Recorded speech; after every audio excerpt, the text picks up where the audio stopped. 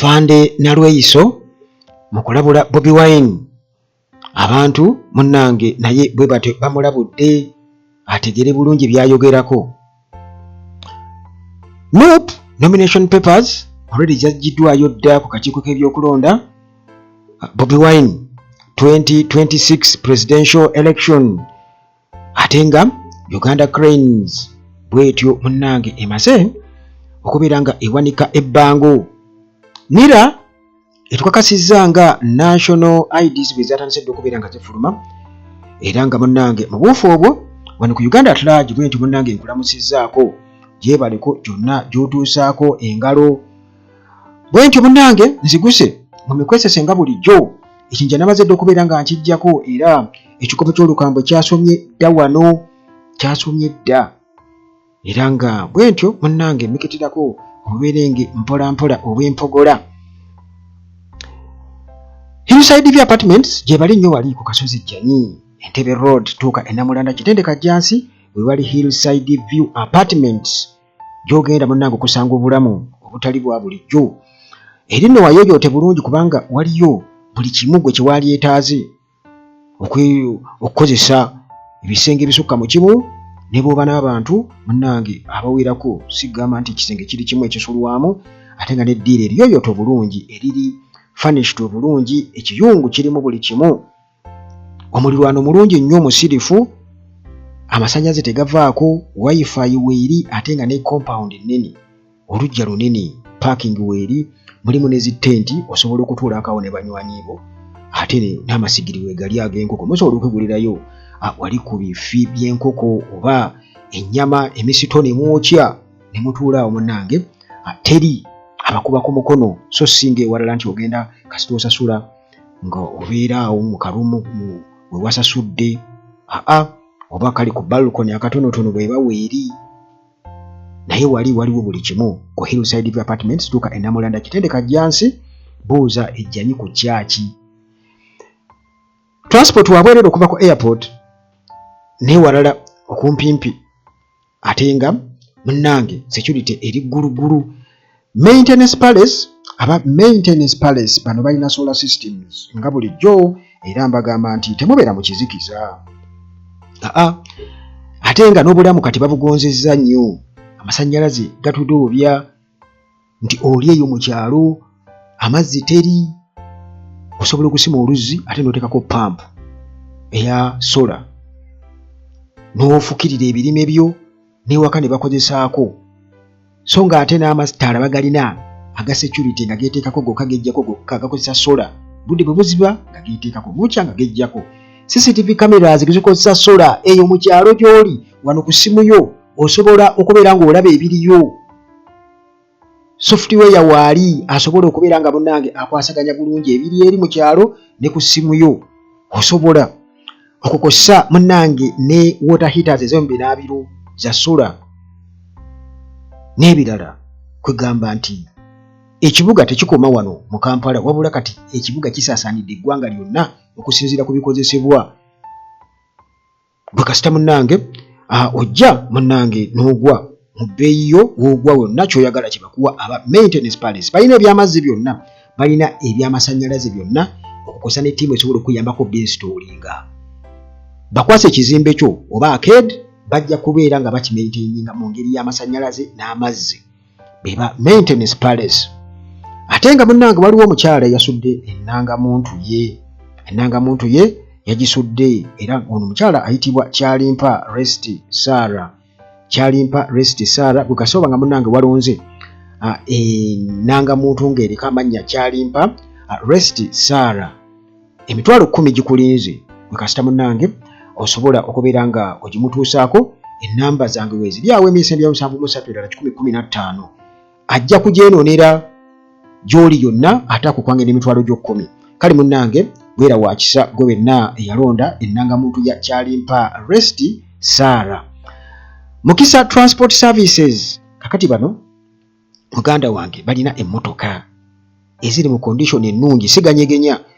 era nga nnyonjo bulungi. Balina badriver ab'omulembe gwe bw'obanga wakatonya mu Uganda onoonya abeesimbu abanakutwala ewuwo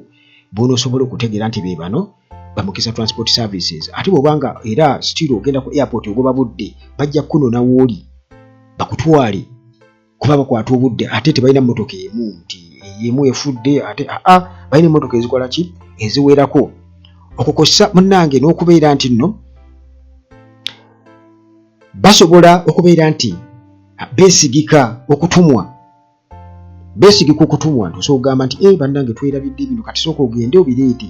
bajja kubireeta kuba oba omanyi bw'obajje kale bano basange ku 0741932773 0741932773 Timo Property Consultants Limited bano we bali ku lw'ettaka oyagala kugula ttaka ery'ekyapa munnange we bali aba Timo Property Consultants Limited oyagala kuzimbira nyumba balina construction company ey'omulembe ennyo aba Timo Property Consultants bagoba ku nsonga z'ebyapa ne kalonda yenna bakubireko omusawo dokita waali nnyo omusawo dokita waali enaku zino okugulu kugenda kutereera era atandise okutambula n'abalwadde b'ekasiise ey'omubende gyo yabadde agenda mubende juzi yali eyo mu Northern Uganda abalwadde gye bali eyo yonna bamuyita kale bw'atyo munnange anti yali yamenyeka okugulu kakati okugulu baagenda ne bakuteekamu ebyuma ne bakugira bulungi nnyo ne kutereera kwamenyeka emirundi 3 yagwa era nga bw'atyo adduka misinde egenda mu balwadde bw'ebityo bodaboda zebizibu bya bodaboda kubanga jjamu e Kampala olumu batomalaako naye mukama mulungi nti okugulu kugenda kukola kikuteerera kumaze ebbanga nno amaze ebbanga awo ng'abalwadde abajjanjabira wansi naye kakati ate yarandise buto okuddamu asobola okutuuka omulwadde wo waali taliiko ebyo nti jangu wano asobola okutuuka omulwadde wo waali kale tofana birwadde muganda wange bannange temufana ndwadde pressure sukaali yangamba si bulwadde kale olina prostate olina ebirwadde ebirala ebikwatagana ne kansa mutima biki ebyo dokita waali era abantu bamweyunye amagulu waliwo bali nti ennyama yava ku magumba ebyo byonna dokita tabirabako kubanga endwadde nnyingi abantu ze bamuwaddeko obujulizi kale tuwangalidde nnyo mu bulango naye tewali munnange kyakukola nga bw'omanyi embeera y'ensi bwe tutyo muganda wange tutandikire mu ssanyu Uganda Cranes kabadde kawungeezi era bwe zaatuuse essaawa neneenaanika bulungi nnyo jaze yange eri eya white era nagenze okulaba nga gye bambadde konze baasi kati kiwedde munnange ne tutandika akagoolo akasoose ne katuwa essanyu abasajja munnange ne batutandikako ne batukuba esooka ne batukuba ey'okubiri ne batukuba ey'okusatu tuli mu second round dakika zigenze munnange pressure mu kisaawe zikasana maze nga seera bamu bantu bamu basabujengo simulaba abana nga basi akatutuule ate era nga n'omujozi bulungi nnyo kwigwo munnange Uganda Cranes neeyunga 3 neekuba 2 awo zabadde penalty naye era teri penalty ejja nga tewali pressure era guba muzannyo pressure yereetawo obunkenke bababeera bali mu box kitegeeza nti eba pressure kakati bannayuganda bateka okufuluma nga bamaze tukuba ey'okusatu bannayuganda batte babeererawo ttiimu yaabwe bannayuganda bwe batyo Kasabi Kaluba nga badduka munnange bannayuganda bayimuka nga bagenda kati babadde bali wabweru bagenda okuwulira pa yakubiri pa yakusatu kati ne batandika okwagala mbu okudda ko poliisi musigaleeyo mugende munnange bwe batyo obedda bali eyo gye bajaganyiza abweru tebasobodde kuziraba obugumiikiriza kikulu nnyo kale Uganda Cranes yabadde yeetaaga draw ate nga South Africa yeetaaga win naye ekituufu kyo kiri nti abasajja babadde bamaliridde ate era eggolo ze baatukubye munnange nga tolinaawo gy'onyooma naye obuzibu nalabye nti simanyi ekisenge kyaffe bwe kiyimiridde bali babadde bepositioninga twetaagamu awo oba oli awo adjustment ate goalkeeper naye saamutegedde nnyo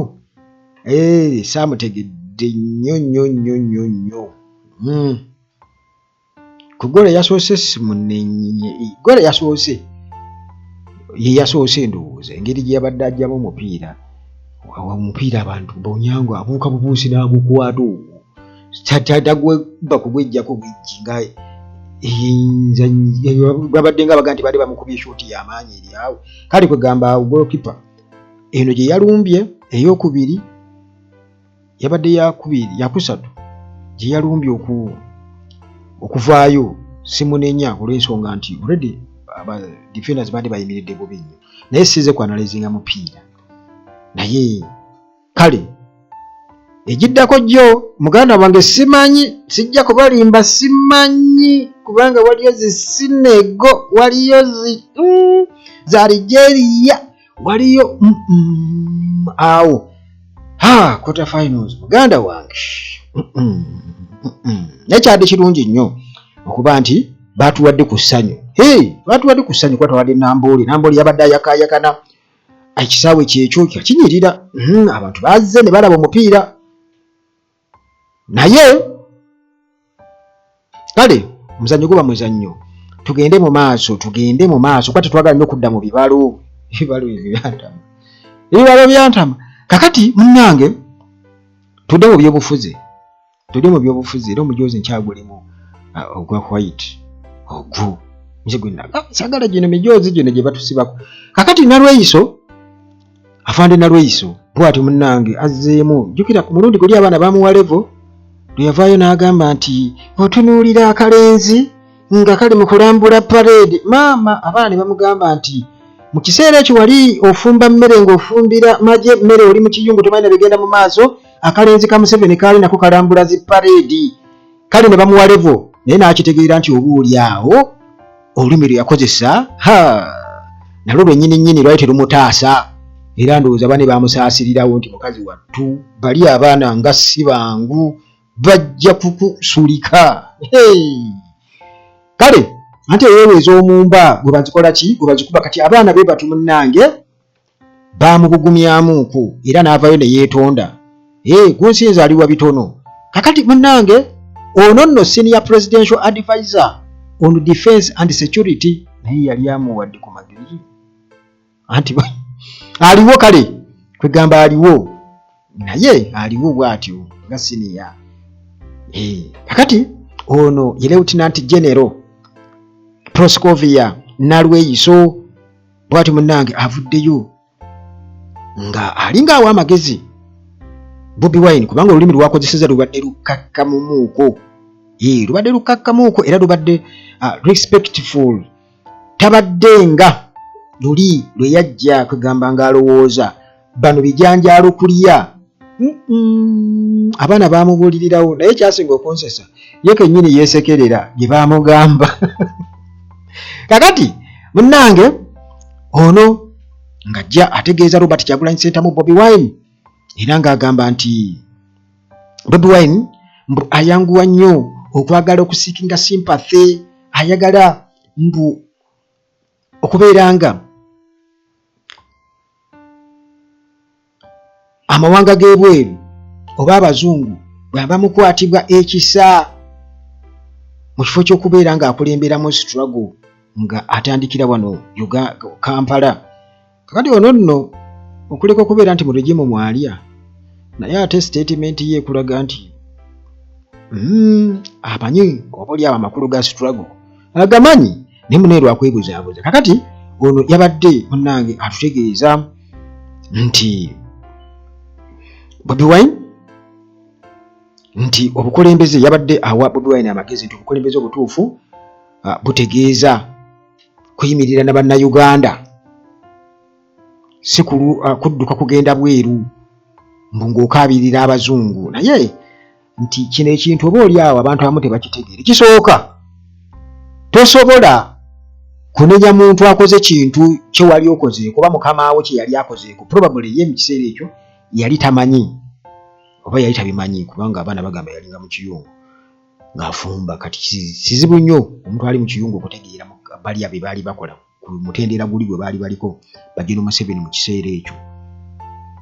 kubanga General Museveni baatuuka n'okwekyusa amannya. Museveni yeetuumaani Sulaiman ne bagenda ewa Gaddafi ne Musola ne bayimiriramu basaale, naye nga bo beerimbisemu ng'abasiraamu, so nga ate Ejero Museveni yanze kubamanya amanyi n'okukimesa waliwo n'okwazira oyo zimbabuulira gwi abasajja baali banoonya ssente oyo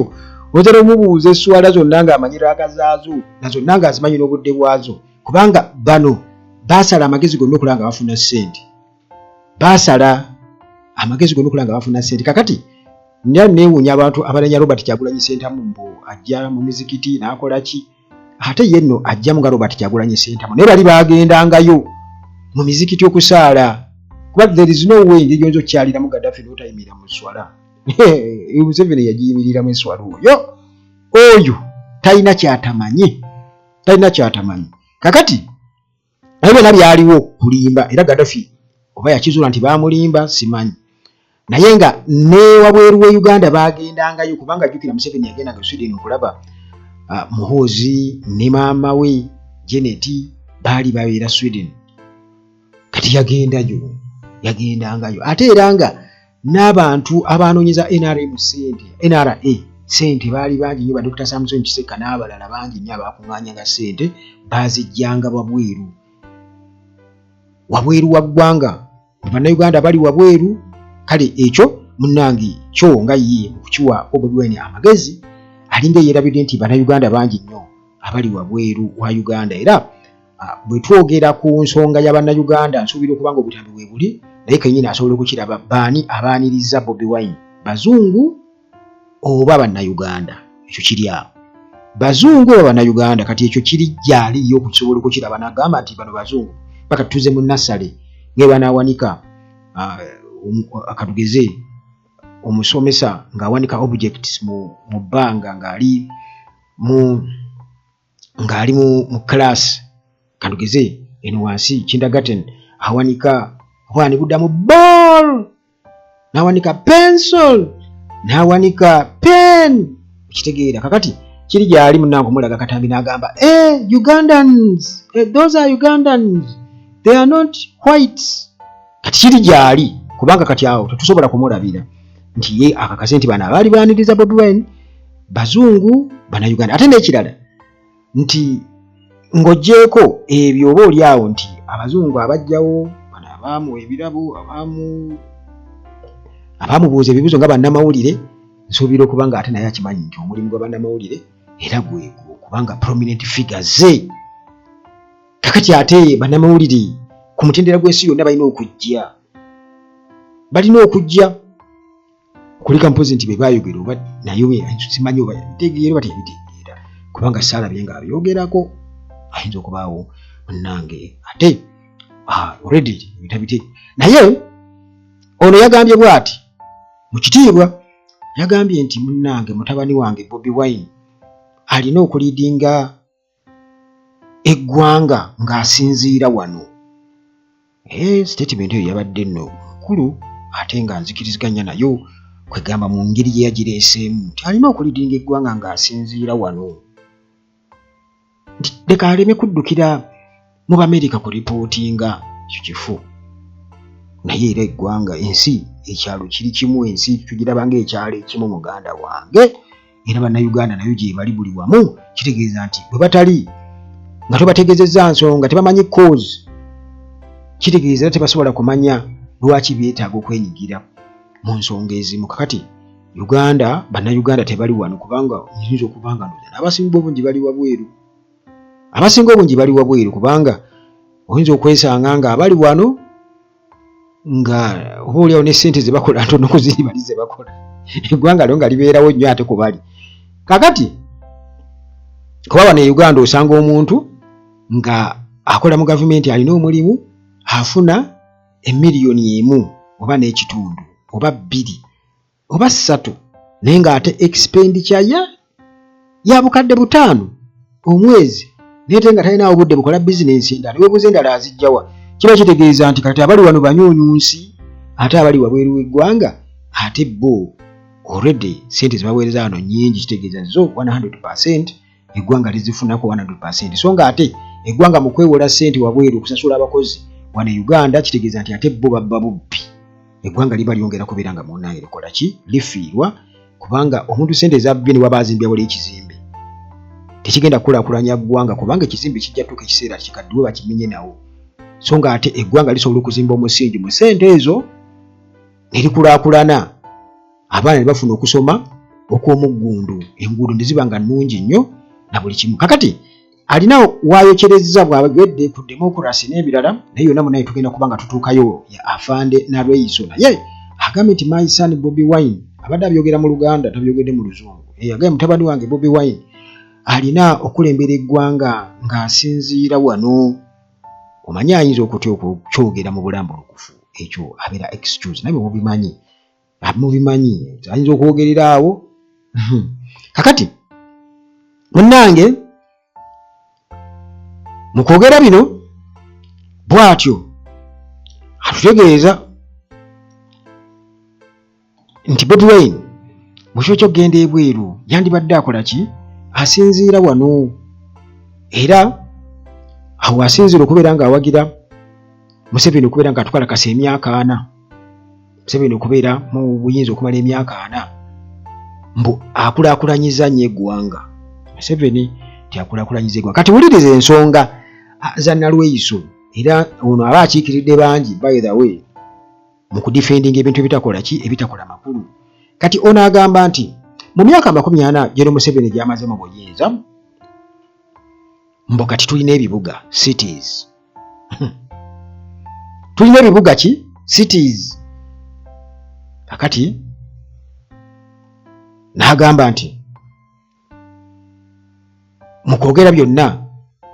mbw abantu boogera oba naye kennyini naye abali talina kukimanya nti Soroti kati ekisaawe eno kibuga Soroti, ayogera ku Soroti,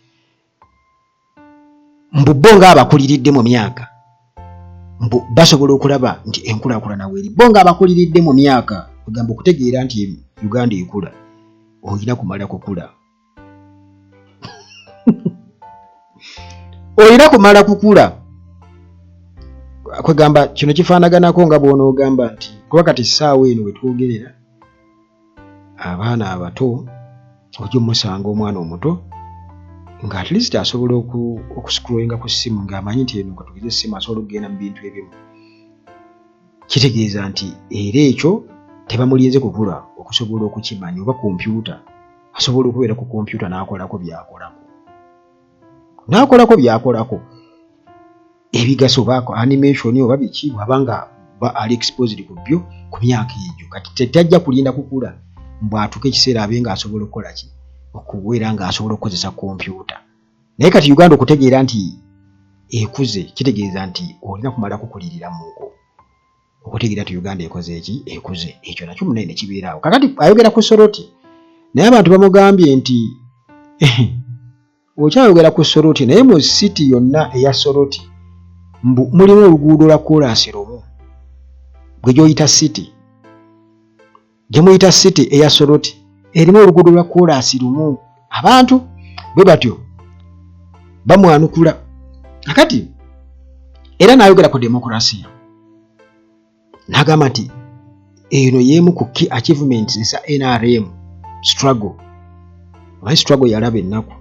kubanga tetumanyi ne Muhoozi agamba ali mu struggle, kati yali mu struggle entuufu. Kakati n'agamba newankubadde nga mu NRM mwennyini we muli ate abadayutinze demokrasiya ono, kubanga balina ebigendererwa ebyabwe byo ng'abantu mu NRM. Naye kati kino tukitwale nti tikyandibaddewo singa NRM tebadde mu buyinza myaka 40, kubanga ekireetera abantu okubeera nti nno bafuna self interests naddala okubeera nti kati babeera bakimanyi nti bo bali paka tisinga gye ba myaka 10 nti myaka 5 ekisanja kimu myaka 5 ekisanja 2 teri bantu bangi basobola baka kino ekya individual self interests kyali badde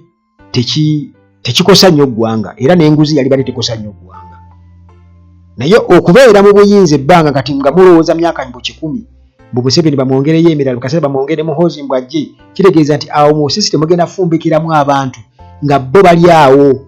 bafuuka bakakongekaawo kadda bannantagambwako, kubanga Muhoozi naawe omulaba oba nnantagambwako bumwetimbye mu maaso. Kakati golooza kiki ekinajja mu maaso eyo? Gw'okyawaana omulembe gwa Museveni emyaka 4 naye bye gugenda okuvaamu Museveni zimugolo zagenda tukola ki ekyo mulina okukitunuulira nti Museveni fragment zigenda okumuvaako zigenda tukosa nnyo so munnange aba yeetaga kutaminatingirawo olw'ensonga nti kati yafuuka wa bulabe nnyo eri eggwanga nga bwe yakigamba nti obuzibu bwa Africa be bakulembeze be bafuzi abalwa mu buyinza kati yafuuka ekyo ekizibu ekya Uganda ne Africa kubanga era olaba influence ye mu mawanga amalala era nga bamwemulugunyaako example Kenya bamukaaba yeyingiza nnyo mu bintu byayo kakati bwatyo ng'agamba nti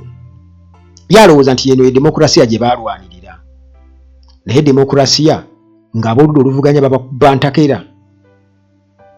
tebabakkiriza nokubaako ke beekolera muhoozi abeera abeewerera demokrasiya kyoyo nga tulaba muhoozi ateeka abantu mu basement n'akubanga bw'ayagala n'okwewana ne yeewaana Nalweyiso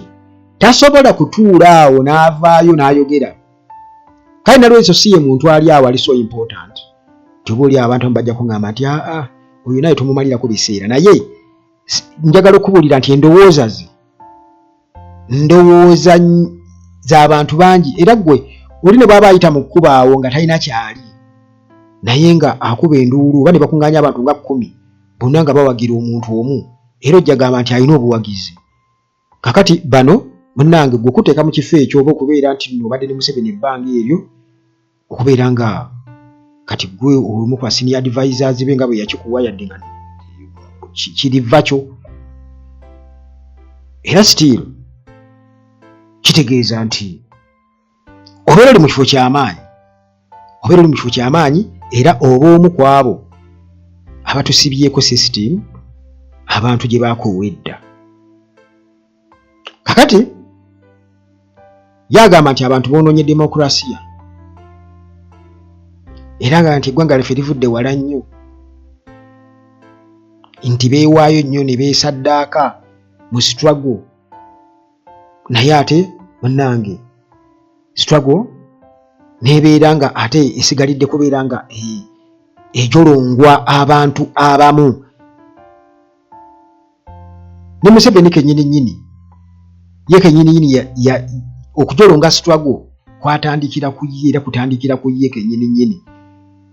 kubanga bannayuganda be yalwanirira ate n'atandika okubeewerera okubatta eyo group yakyagula nyina kugimalawo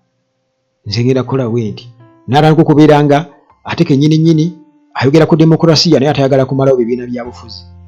ayogera kwegamba Museveni naye kennyini ali confused kubanga omululu gwamusukka ogw'entebe kagamba gwamwerabiza buli kimu nti awo ku ngozi kwennyini awo kitegeeza nti byonna bifiira ku General Museveni kennyini kuba Museveni abantu bamuwagira ate ne bamusabira era ebintu ebyo bayiza bwe muhoozi tabina nja kubyogerako lumu muhoozi talina kusabirwa kw'abantu bwe basabira Museveni oba olio kale mu butamanya naye nga bamusabira kubanga bo tebakisuubira nti ate alifuuka bw'ati alibakyukira kakati bw'atyo ono ayogedde ku bingi nnyo n'ebiri mu NRM engeri gye balwanaganamu gye bakola biki byonna naye nga kwegamba ekikulu kya byonna ye agamba nti basacrificinga era ne bagenda mu struggle okuteekawo demokrasiya mukati Bobi Wine alina okulekeraawo okudduka okugenda nga mu mawanga g'abazungu okusaasirwa bw'aba ayagala okufuga oba okukulembera eggwanga alina kubeera nga alikulemberera wano Uganda kakati okulikulemberera wano Uganda kitegeeza ki kitegeeza nti omekati omuntu singa akwata ekiveera n'akuteekako n'akusabika face otandika okusanga ekiveera buli wosika omukka osika kiveera muneeyo empewo erimu oxygen bwaggwamu omutono ali mu kiveera ekyo kitegeeza nti ogenda kutandika okuziyira kati kitegeeza nti bw'obanga emikono nga tagikutte kitegeeza oyinza okulwana okkuba ekituli mu kaveera ako oyiteemu osobola okufuna ku mpewo y'ebweru era bw'emikono bw'aba agikutte kitegeeza nti kaba kaweddemu oba ojja kusuffocatinga ofe kati bano baagala mbu ffe tubeere wano bo bakube bakole batya nga bwe baagala basibe mbu tetugezaako kukwekubira nduulu oba kugamba bannange tufa. Kati bo bagende eri babawe omusimbi bajje bagule emmundu ne ttiya gaasi bakube naye nga ffe tusirise bo bwe bagenda bafune obuyambi. Ye kyayogera kati Museveni ye waki Uganda yeewola mu mawanga g'ebweru bwe banga yeemalirira kubanga bw'oba weemalirira kitegeeza tolina kugenda mawanga g'ebweru era bifaanagana nti n'omuntu anoonya obuyambi era ayagala awulirwe kubanga ne Uganda teyeemalirira kitegeeza nti tulina okwebeereramu naye ate era ne tusiikinga help from outside ate nga ne bannayuganda gye bali so nga ate Bobi Wine agenda mu bannayuganda percentage ng'ogeze oba 70% abageze kulaba bannayuganda kakati 30% n'abeera nga international community so nga ate Uganda bwe babeera bagenda okwewola sente 100% babeera basiikinga help from outside so nga ate n'ezo sente oba oliawo singa ebintu byali bitambula bulungi nnyo tewali ngoziina ki byonna wano Uganda byandibadde bikolwako nga okwewola kutono oba oliawo nga tekulinawo okusinziira munnange ku resources Mukama Katonda zeyagonnomola ku eggwanga Uganda. Kakati munnange democracy without basic human rights kitegeeza nti ekyo kiba kizibu nnyo okutegeera naye munnange ebyo byebyo era naye aliko abamuwagira nti kituufu kyoyogedde kituufu. Kakati munnange ebyo bikyali awo 26 jukira gwe mukisa ogusembayo Museveni gwe bamuwadde bw'aba ayogera ku demokrasiya kubanga Museveni demokrasiya amwerimbikamu nnyo naye n'akola ebibye. Kakati munnange baatugamba bamuwadde omukisa gumu 26 akalulu ako yeekwe mu kifuba agambe nti yes balangirira akalulu mu butuufu bwako temugezako kubba naye lwakuba nti nno sisitimu eno efumikiddemu abantu nalweso baayogerako bamanyi obulungi abeeyagaliza bokka ng'ate sisitimu yeebazimbye n'ebawa emirandira mu yo nti bazibu nnyo okusiguukulula oba nantagambwako kyentegeeza kitegeeza nti bo ne Museveni ne bw'abanga Museveni akimanyi bulungi ne gy'atali abasajja be bajja kukola omulimu abeereko basobole okumuzzaako asobole oba basobole okubeera nga ate era bongerayo okunyuunyunta kuba bo bafuuka ba parasites ate nga batambulira mu layini ya Museveni. Museveni bw'abeerako feeno buli kimu kiba kiwedde muganda wange. Kakati NUP emaze okubeera nga ejjayo nomination forms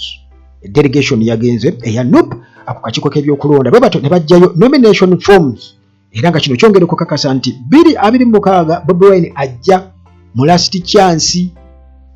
era nga bwe bigaana yayogera ku jeeki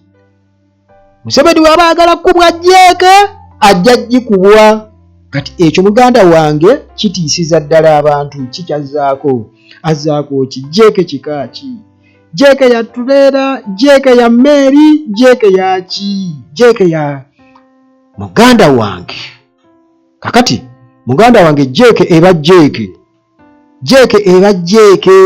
teri muntu agenda kuddamu kukkiririza mu demokrasiya mu Uganda nga tuvudde mu kaluka 2026 nga Museveni era nga bw'asuubira nti kati agenda kubba akalulu nti alimbe nti demokrasiya ati kati tugende mu kooti okumanya saagala gamba nti babuyabuya naye okumanya bano tebaswala mulinde mulabe bwe tuba tumazeko akalulu bulungi nnyo 2026 Museveni nga bw'abi planning ne bigenda nga bw'ayagala era jagenda okulanga nti balina nsonyi nga bagenze mu kooti mbu kooti erangirire Museveni mbwe tajja kulayira tebagenda kubigamba etajja kulayira wabula kaakati abantu bajja kuba bamaze okuluzinga trust kubanga babadde babyogera boogeza akalulu kajjako Museveni biki kaakati Museveni agenda mu kye bayita last chance ate naye akimanyi nti last chance ye yenga omuntu kubanga ye emyaka gye kuba giweddeko aba atuukiriza kyayagala ekya life presidency naye kati bano baayagala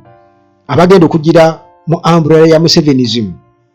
abo bo muganda wange bagenda kusanga obuzibu obw'amaanyi ennyo kakati bamaze okubeera nga bajjayo nomination forms era muganda wange delegation nga bakutegeezezza NUP Secretary General David Lewis Rubongoya leader of opposition mu parliament Joel Ssenyonyi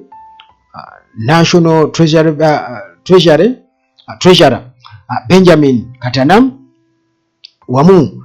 ne ba senior party officials abalala bwe batyo bayaniriziddwa ba officers ab'akakiiko k'ebyokulonda era nga mu nteekateeka 26 naye nti mwe mukyali awo kye nategedde nti ffe tubadde tukyamanya abantu nti bali mu 7 abakajja nomination forms abaagala obwa president. Muganda wange bano basukka mu 160 kubanga luli baali basukka mu 178 kakati basukka mu 160 abakajja nomination forms 160 basukka sigaye nti bali 160 kakati muno mulimu bangi, mulimu abali mu kibiina kya National Resistance Movement Museveni yagijjeeyo, FDC Nandala Mafabi, Conservative Party CP, National Economic Empowerment Dialogue NED, Common Man's Party bwe batyo munnange nga bazijjayo nomination forms era kakati tulindiridde eno mbaga yennyini kale munnange gwe bwoba okyali awo endagamuntu zatandise dde okubeera nga zigabibwa fenna ebyo byonna bikolebwa mu kwetegekera 2026 akalulu ako aka protest vote. Kakati bano batugamba nti bamaze dde okubeera nga bazireeta era okusinziira ku mawulire tufuna okuva eri mu parliament batugamba nti National Identification and Registrations Authority NIRA bamaze dde okubeera nga munnange batandika issuance of the new national identity cards era batandise ne bamemba ba parliament abamu ku abo batwalanga ba special group okubeera nga bafuna ezaabwe era akakiiko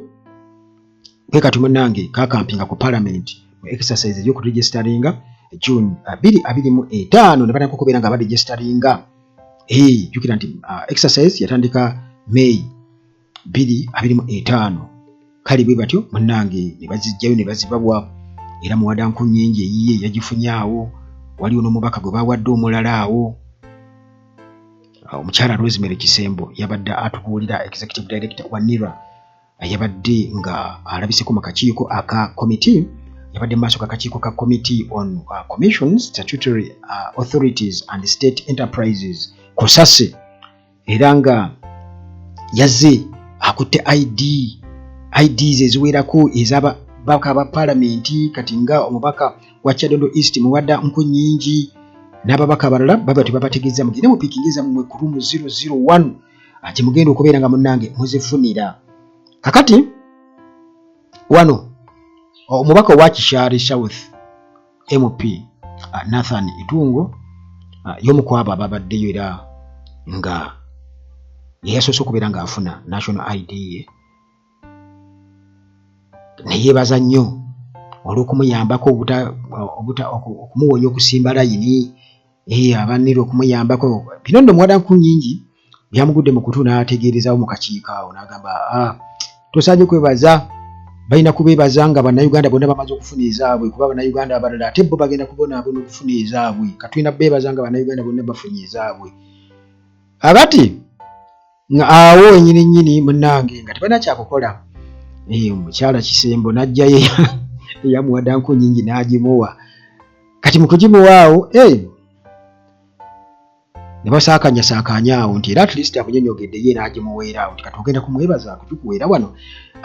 bwe bityo bwe yabadde kwegamba Katembi Nakalabye nga boogerezeganya awo mu kusaakanya naye nga still